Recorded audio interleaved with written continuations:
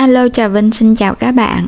Hôm nay thì mình sẽ làm cái món bánh mì bơ sữa siêu mềm mịn luôn. Thì mời các bạn đăng ký kênh nha. Mình dùng đây là 200g bột bánh mì. Thì bột bánh mì này thì mình dùng cái hiệu của Misan nè.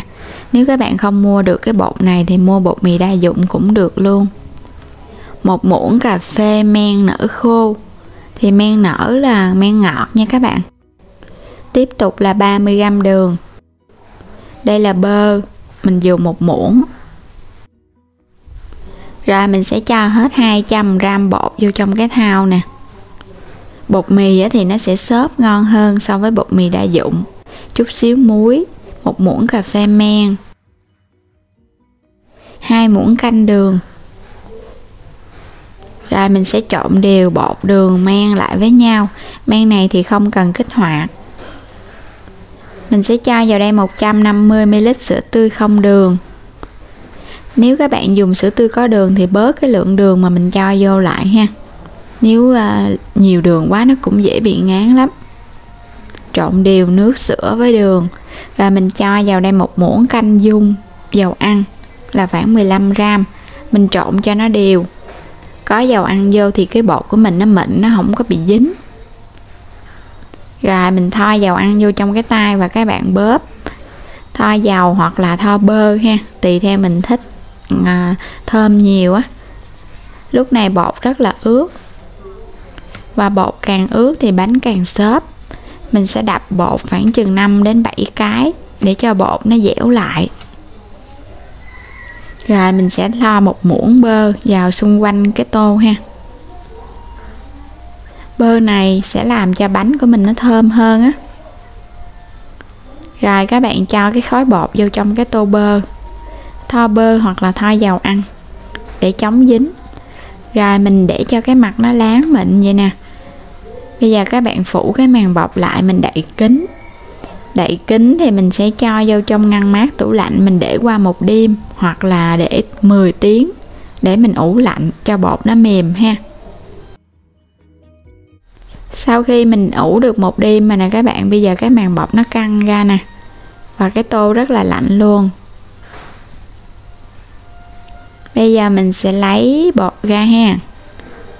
Bột mà các bạn ủ lạnh á, thì cái bánh của mình nó mềm. Đó, nó lạnh nè. Và nó có cái độ hơi dẻo dẻo. Nhưng mà mình lấy ra một chút á, nó bay hết cái độ lạnh nè. Bột rất là xốp nè, nó nở đều. Thoa dầu ăn vô trong cái mâm này. Rồi mình sẽ cho cái khối bột ra. Thoa dầu ăn là để chống dính á. Tại vì khi mà mình cho bột ra mà mình không thoa dầu á, nó dễ bị dính lắm. Đây các bạn thấy bột của mình bắt đầu nó dẻo dẻo lại, nó khô lại rồi ha. Nó không có còn ướt như lúc mà mình chưa cho vô trong ngăn mát tủ lạnh. Gập bột xong rồi mình sẽ chia ra làm 8 phần. Các bạn cũng có thể chia làm 4 tùy theo sở thích bánh lớn hay nhỏ. Chia xong thì mình thoa một lớp dầu ăn vô trong cái miếng giấy nướng này. Mình lót sẵn rồi cũng thoa dầu ăn vô trong cái tay luôn. Rồi mình sẽ gập bột lại. Các bạn lận lận nó để cho nó cái bề ở ngoài nó láng thì cái bánh nướng lên nó đẹp hơn. Rồi xe cho nó tròn lại. Vậy là xong rồi nè. Mình để qua bên cái chảo. Tiếp tục thì mỗi một cái bánh các bạn nhớ thoa dầu ăn vô trong cái tay để nó không có bị dính nha. Làm xong thì mình sẽ chất vô trong cái chảo luôn. Chất đều vô giống như là cái hình bông hoa vậy đó. Rồi mình sẽ rắc lên đây một ít mè. Cái bánh này có thể ăn chay hoặc là ăn mặn, cho nên mình không có để trứng ha. Mình chỉ rắc mè rồi phủ màng bọc đậy kín lại. Đậy xong rồi mình sẽ ủ tiếp khoảng 1 cho đến 2 tiếng đến khi nào mà bột nó nở gấp đôi. Thì trời lúc này cũng hơi lạnh đó, nên mình ủ luôn 2 tiếng nha. Bột nó nở phình lên vậy là được nè. Bây giờ sẽ mở cái màng bọc ra. Tùy theo cái nhiệt độ á thì khoảng chừng 28 độ là mình ủ thêm 2 tiếng.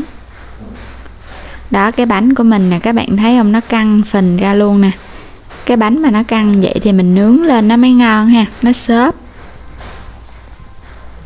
Cho lên bếp mình sẽ nướng, để nắp lại cho bánh nó chín đều.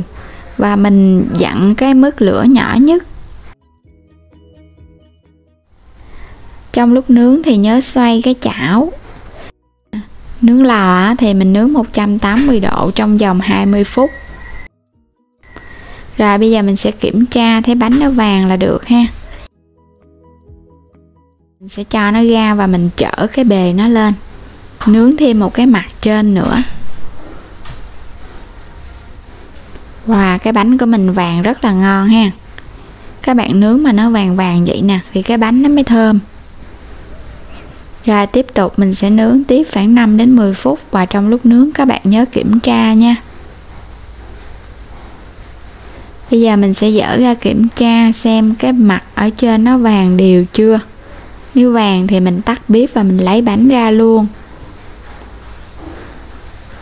Mình tắt bếp mình lấy bánh ra thì cái bánh của mình nó vàng đều vậy nè. Nướng bằng chảo thì các bạn nhớ xem chừng. Còn nướng bằng lò thì nó nhanh gọn rồi. Sẽ lấy bánh ra cho các bạn cùng xem nha. Đó, cái bánh ngon ha. Nó có cái màu vàng đẹp mắt nè. Và nó như là hình cái bông vậy đó. Xung quanh bánh nó có cái độ xốp và mềm chứ không có bị cứng. Đây, bên trong ruột cực kỳ xốp mềm luôn. Mềm giống như là cái ruột bánh bông lan vậy đó các bạn. Nó mềm vậy đó. Xốp xộp luôn á. Sẽ bẻ tiếp cái bánh thứ hai. Cái bánh nào cũng xốp hết trơn á. Mình ủ lạnh đó các bạn thì nó sẽ ngon hơn so với mình ủ nóng. Nếu các bạn ủ nóng thì cái bánh nó cũng ngon nhưng mà nó không có cái độ mềm ha. Mình ủ trong tủ lạnh qua đêm á, mình thấy cái bánh cực kỳ ngon luôn. Mềm và nó có cái độ xốp xộp luôn, thơm mùi sữa và độ ngọt cũng ngon nữa. Mình ủ theo cái cách này á, rất là tuyệt vời luôn. Và mình chúc các bạn có thêm một thực đơn bánh mì mới cho món ăn sáng trong gia đình nha. Và đừng quên like, chia sẻ và đăng ký kênh ủng hộ mình. Giúp mình được 100.000 người đăng ký, mình sẽ có quà cho các bạn nha. Xin chào, hẹn gặp lại trong những video tiếp theo.